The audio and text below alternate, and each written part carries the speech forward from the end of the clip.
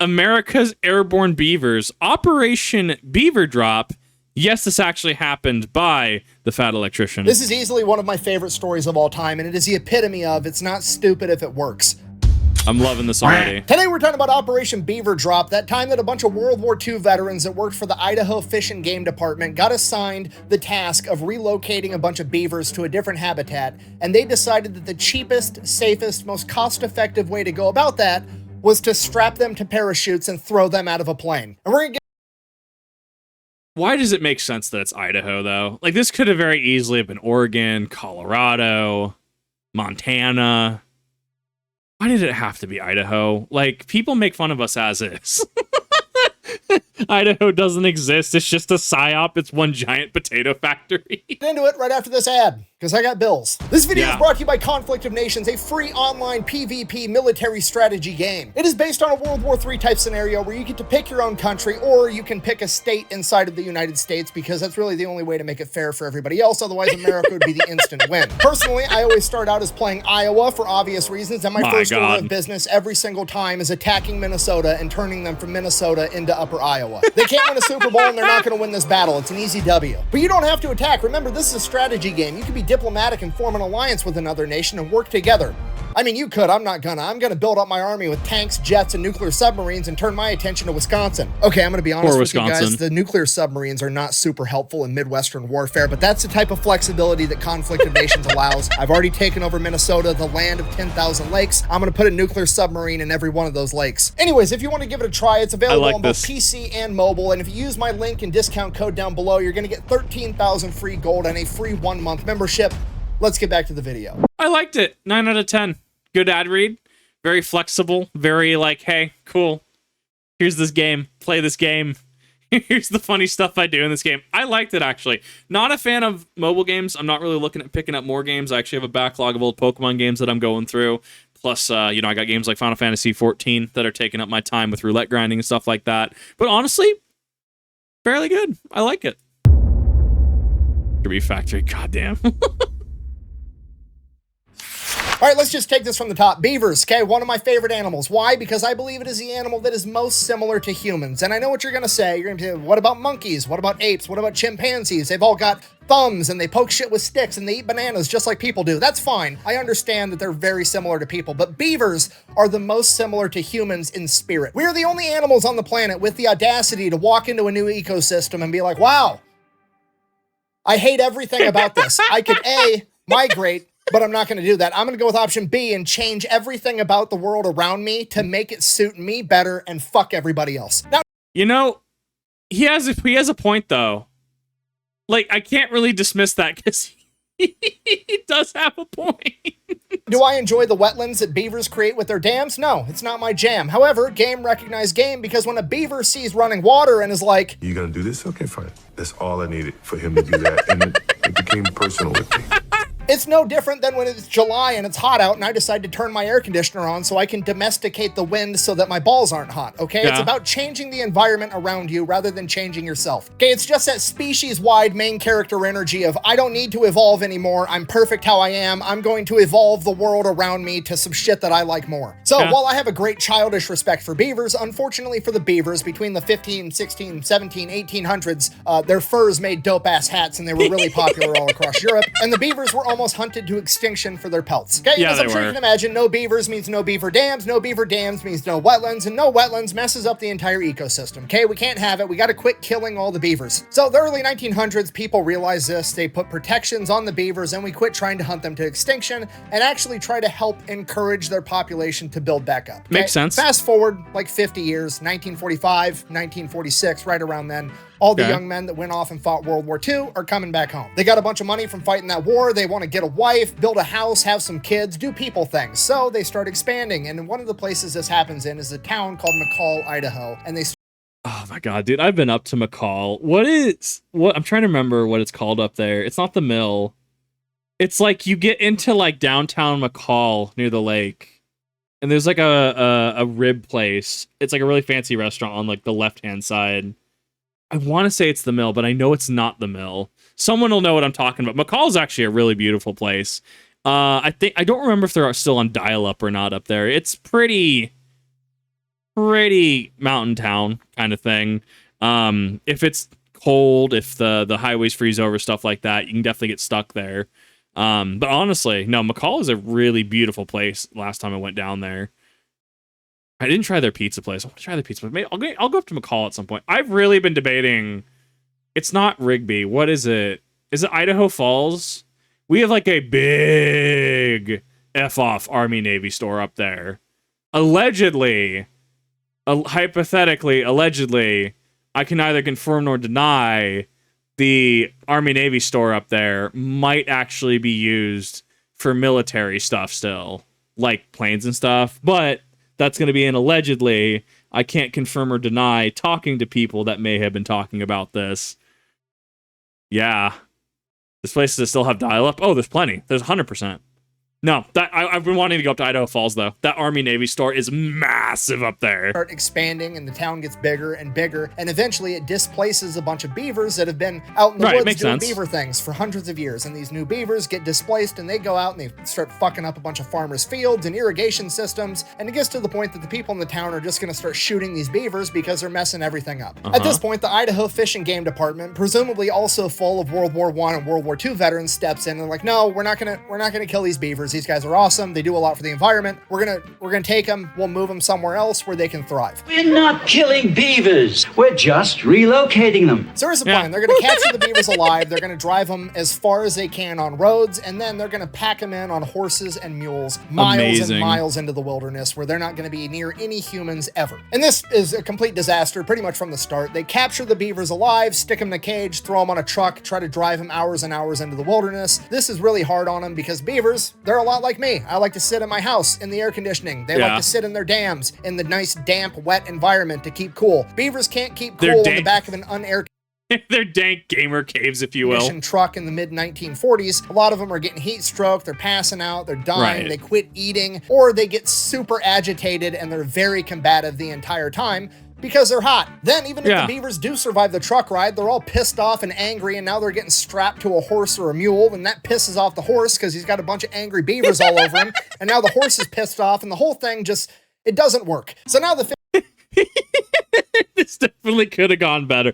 I like the style. I like the thought process there. Except we definitely pissed off a ton of beavers. Yeah, that is quite the problem. Woo! Fish and Game Department is like, well, what are we going to do? We got to save all these beavers. We want to get them up in the mountains so they can build their wetlands. It's going to help protect the town from flash flooding. It's going to prevent erosion. It's going to be great for the environment. We got to save these guys. And one guy at the Fish and Game Department presumably is like, I mean, I got an idea. Hear me out. We do have an awful lot of extra surplus parachutes from World War II laying around, and we've got a plane. Okay, now to us. Sir, you had me at surplus parachutes. What you got for me? I think that's the thing that can separate me from other people is like I'm not adverse to stupid ideas. Like stupid people are stupid people.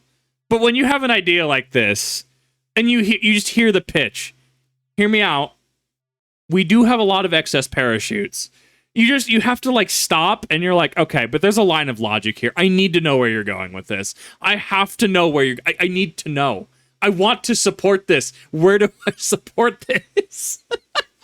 In 2024, this sounds insane, but you gotta remember, this is 1948, okay? There's no OSHA, there's no, like, rules and regulations, and it's in Idaho, which is basically the middle of nowhere at this point. Nobody's telling these guys what to do. A bunch of World War I, World War II veterans are like, huh, it's actually a pretty good idea, Jimmy. You know, it did work at Normandy, and the beavers aren't even gonna have Germans shooting at them, so I mean, pretty high likelihood they'll be fine. Let's try it. Lack of German shooting definitely helps. So, first order of business, we got to develop a box that opens up once it hits the ground and gets the beavers to the ground safely. Pretty simple. It's basically two halves of a box with some holes drilled in it. They weave the rope through. Once the parachute lands, there's no more tension on the rope. The box just kind of falls open. The beavers get out and start doing beaver things. So, you know, yeah, that makes a lot of sense, actually. This is probably the most military thing I've heard this week, and I love everything about it. First, we're going to test it before we put any innocent beavers at risk. We're going to take some empty weights, put them in the boxes, go up in the plane, drop them over the practice field, see how it goes. Goes fine the first couple of times, okay. Let's try it with one beaver, just for practice. So they go ahead, they pick an older male. He's out of his breeding prime, potentially dangerous to some of the younger males. If something does happen, he's lived out most of his life. They name him Geronimo because they're a bunch of meatheads and that shit's funny. So they put him in a crate, they take him up in the plane, drop him off over the practice field from 800 feet. Geronimo makes it and survives. Now, obviously, we're not going to put all our beavers in one basket because of one successful test run. We need multiple test runs to be certain that this is going to work. And now that Geronimo is technically our lucky beaver, he's going to do it again. So he does. Hey, can we just talk about the fact that this is just science at play here? Like, hear me out. I got this idea. Cool, I like where this is going. Let's test this out. And this is in all seriousness. If this is being tested. Like, this is being stress tested. And we are, like, escalating this to, like, oh, yeah, this worked. This makes sense. This worked. Okay, let's actually try a beaver now. Well, the one beaver worked. Let's see if other beavers work. This is so good. This kind of stuff makes me happy because it's seeing people work together, even if the premise is silly. It's great. It's perfect. Geronimo does it again and again and again, and he keeps jumping, like more than 12 jumps this beaver makes. And by the end of it, the parks employees reported that Geronimo would actually run up to them and help them put him in the crate because he was ready to go again. This is animal abuse, and what if one of those boxes didn't open after the parachute landed? Okay, first of all, no it isn't. I've already went over the options. A, they could stay where they were at, being displaced, and end up getting shot by farmers for messing up their crops. B, they could spend days in transit on the truck and on a pack mule suffering and potentially dying. Or C, we could throw them in an airplane, fly them there in 15 minutes, and then throw them out the side. They can get their jump wings while they're doing their Band of Beavers reenactment, okay? It's literally the best option. Okay, second. I mean, and that's the thing. When you paint it that way, right? The animal abuse comes from the fact that you are prolonging suffering of beavers trying to be humane, trying to put them in a box, trying to drive them. And we've already went over how that worked, right? Like, when you have so few options, or in the time frame that you're presented, these are your only options, and you're testing this, and you have a beaver do it 12 consecutive times, okay?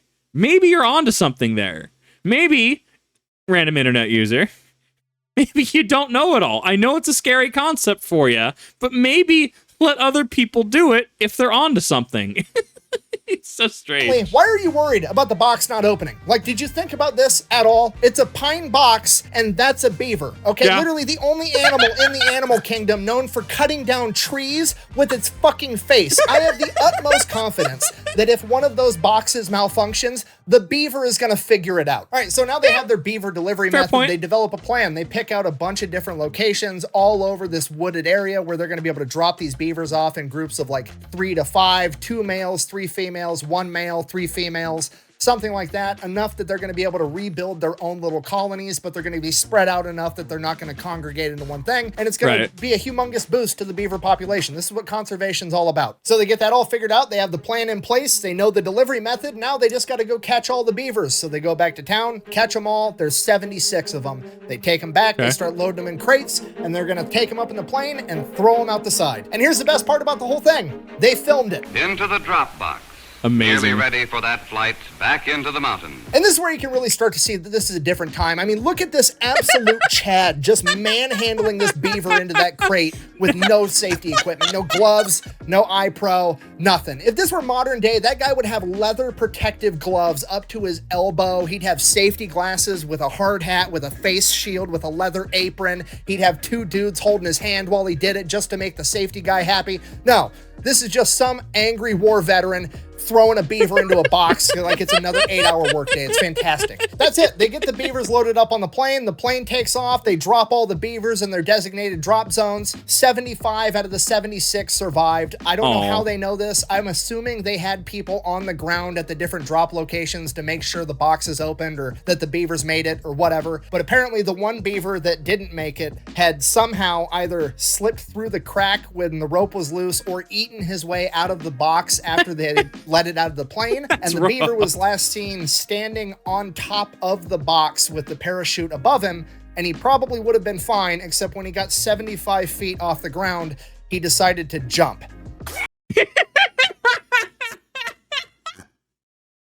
Okay, that's some gangster shit right there, though. Can you just imagine, right? Imagine. Just like, looks up. That beaver's on the box. Yeah. I'm not seeing that, right? Nope, that beaver's on the box. So he's just chilling, he'll make it down. Oh dear God, what is he doing? I don't know. His time has come.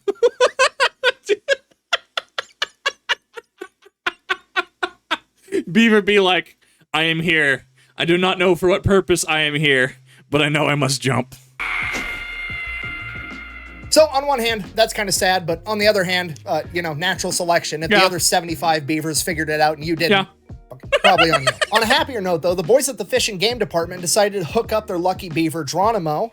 This is posted in the Journal of Wildlife Management, Volume 14, Number 2, April of 1950. The article, Transplanting Beavers by Airplane and Parachute by Elmo W. Peter, Idaho Fish and Game Department, McCall, Idaho. And I quote, Geronimo had a priority reservation on the first ship into the hinterland, and that with 3 young females went with him. They had to hook up their boy. And he made it. Apparently, they went to check in on him a couple years later, and his new colony was, and I quote, very well established. And Geronimo was not unique in that, because pretty much every drop zone ended up turning into a thriving beaver colony in the following years, because they kept tabs on this entire thing. And not only... Damn, so what you're telling me is a 3% mortality rate? Roughly 3%, right? 1 out of 76. Transplanting beavers via airplanes and parachutes was a straight up W? Damn, dude. Did it work? It was also super cost effective, because according to this journal, the cost of transplanting one of these colonies was $30. It was $2 for the box, $16 for the surplus cargo parachute, and the flight time, man hours, and fuel totaled to $12 for a total of $30 per colony. And just to be clear, that's the actual crazy part about this story. It's not the fact that they actually had airborne beavers to go save the environment. No, that seems pretty reasonable. The crazy part is that these guys back in the 1940s managed to get the job done, have fun, and record it, and they did it for like $300 to $500. Because we all know in modern times, if they wanted to do this, there'd have to be like a 15-year-long environmental impact study that costs the U.S. taxpayers $25 million, just so that the government could determine that if you drop beavers off in the forest, they will in fact do what beavers do. And then once the government goes ahead and says it is in fact okay to put beavers in the woods, it's going to take another 10 years for Lockheed Martin and Boeing to bid on the contract worth $100 million to relocate 100 beavers into the woods. Is it just me, or was that the stupidest thing we've ever seen? Sorry, I'm ranting. In conclusion, the moral of the story is, if it sounds dumb, but it works, it's not that dumb. And sometimes it's ridiculously cost effective to just let people do their job. Also, beavers are cool, and airborne beavers are even cooler. And this has been the story of America's band of beavers, the airborne paratrooper beavers that went in to save the environment. Thank you for watching. Best way to support the channel is go buy some merch over to fatelectrician.com. Quack, bang, out. That was wild. I didn't make a single vagina joke in that entire video. I'm finally maturing. Oh, and one more thing. Don't forget to go check out Conflict of Nations, okay? You get to pick your own country, mainly the United States. Otherwise, let's face it, you're just competing for second place. Don't forget to use my code down below to get the freebies. I'm gonna go conquer Wisconsin. Why? Because they've got spotted cow beer, and I want some. They've got what? Sir, just so we're clear, the Angry Beavers is a kid's cartoon. I'll make it work. It's a surprise tool that'll help us later. Video was great. Oh my god. The beaver puns were fantastic. Oh my god. Oh my god. Look, sometimes if someone pitches you something that sounds stupid, hear them out, okay? Hear them out a little bit. If it's still stupid, sure, maybe it's stupid. But if there's logic like this, maybe you're in for a surprise. Oh my god. If you have not checked out the Fat Electrician or his backup channel, second channel, Fat Files, down in the description down below, you will see those, as well as a link to Pepperbox TV, which, if you aren't aware, Fat Electrician, Brennan, her, a bunch of other people, awesome people, kind of have their own little streaming service, which you too can watch all of this without YouTube ads, without Kit pausing every 5 seconds, right? And so just kind of wanted to do what I can to kind of promote it a little bit. I'm not affiliated with Pepperbox TV. I'm not on Pepperbox TV. But, you know, it's something that the Fat Electrician is a part of, and I want to do my part to help kind of signal boost it, right? Dude's an absolute pleasure to just watch, to talk with, and, you know, I want to do what I can to support him. So thank you, everybody. Let me know if you've been up to McCall, Idaho, or if this if this makes you want to go up to McCall, Idaho, and I'll see you in the next one.